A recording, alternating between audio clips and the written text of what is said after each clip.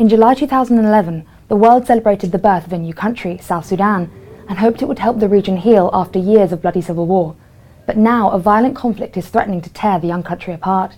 I'm Layla Milana Allen, The Economist's Middle East and Africa multimedia producer, and joining me on the line is Daniel Howden, our East Africa correspondent, who was recently in Juba, the capital of South Sudan. So, Daniel, the current conflict originated in a split between President Salva Kiir and his former Vice President Riek Machar. Can you tell me how exactly that came about? Riek Machar and Salva Kiir have been political rivals going back to the civil war that eventually split the two Sudans. When South Sudan was created an independent state, they entered an uneasy power-sharing deal, effectively, under which Salva Kiir, who hails from South Sudan's largest ethnic group, the Dinka, became the president, and Riek Machar, who comes from the second largest grouping, the Nuer, became the vice president. That relationship held for quite some time until Mr. Kiir suspected his vice president of trying to engineer something of a palace coup, a political takeover. And 6 months ago, their relationship splintered completely, and Mr. Machar was sacked from South Sudan's government. Ever since that happened, people have been waiting to see what Mr. Machar's next move would be, and he was eventually accused on December the 15th of trying to engineer a coup. Now, that's a claim that he denies, but since that alleged coup attempt, the situation has spiraled out of control, and the two men now lead opposing sides in what appears to be a civil war. Now, this conflict is predominantly tribal, and in your reporting for us, you go so far as to call it ethnic cleansing. Can you explain how those tribes interact? When South Sudan was created, it wasn't created out of a single community. There are dozens of different ethnic groups, but the two biggest traditional rivals have been the Dinka and the Nuer. They're both cattle-herding people. Between them, they account for a relatively large proportion of Sudan's population.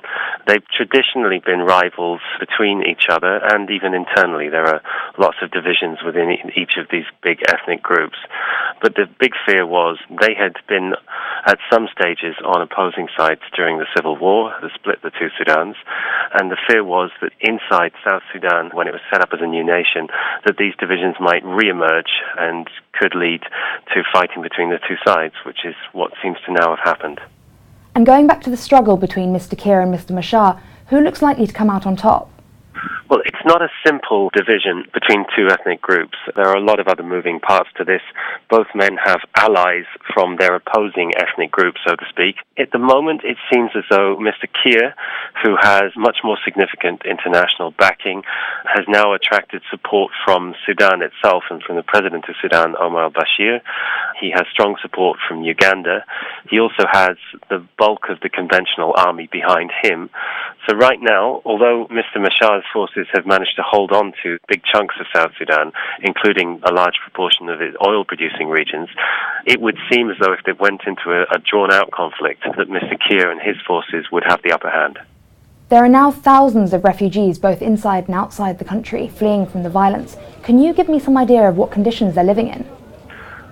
South Sudan is only 2.5 years old, but it has been at the bottom of every quality of life index since it was set up. There were already tens of thousands of people living in fairly awful conditions.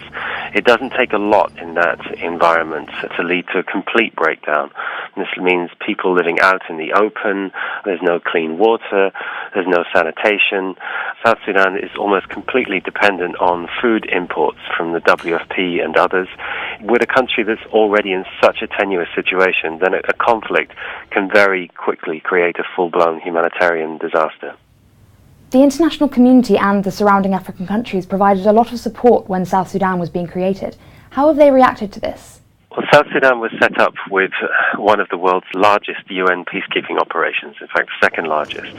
It costs $1 billion a year, and in addition to that, there's been about another $1 billion of development aid flowing into the country. At the same time, a lot of the neighboring countries like Uganda and Kenya have developed quite strong trade links. They have large communities there. Now, it seems that they are likely to favor the status quo, the current president, over the rebels and over Mr. Machar. Whether or not they're able to act as an honest broker between the two sides is a real question. If Mr. Machar believes that Uganda or Kenya are trying to broker a solution in favor of his opponent, it could be that he thinks that negotiations just aren't worth entering into at the moment. So while both sides will appear to be willing to negotiate, at this stage it's very unlikely that these negotiations are going to deliver a real ceasefire and the beginnings of some kind of new political dispensation. And finally, our sister company, the Economist Intelligence Unit, predicted before this conflict broke out that South Sudan would be the fastest growing economy of 2014. What do you think their chances look like now? Well, there are serious pressures that can be brought to bear to keep the oil pumping. Rump Sudan to the north is heavily dependent on the transit fees that it gathers for pumping and transiting the oil from the south out again, so it has a heavy interest in ensuring that oil production restarts. The economy of the south itself is utterly dependent on oil production. If that's threatened as it is at the moment, it could be that outside forces move to shut down the rebellion because it's just too expensive in terms of the oil production that it's preventing. As recently as 2 weeks before all of this began, there was an investors' conference in South Sudan. Because of the oil, regardless of the political climate, there's going to be an interest in trying to do business there. I don't think in the near-term future and for much of 2014 that is going to be possible.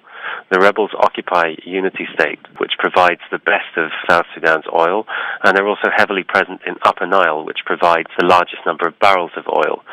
I don't see any way that they can be completely cleared out of there in the short term. I think they have enough military strength to hold on to those territories.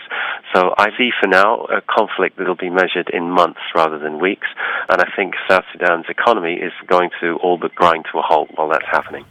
Daniel, thanks very much. That was Daniel Howden, our East Africa correspondent. In London, this is The Economist.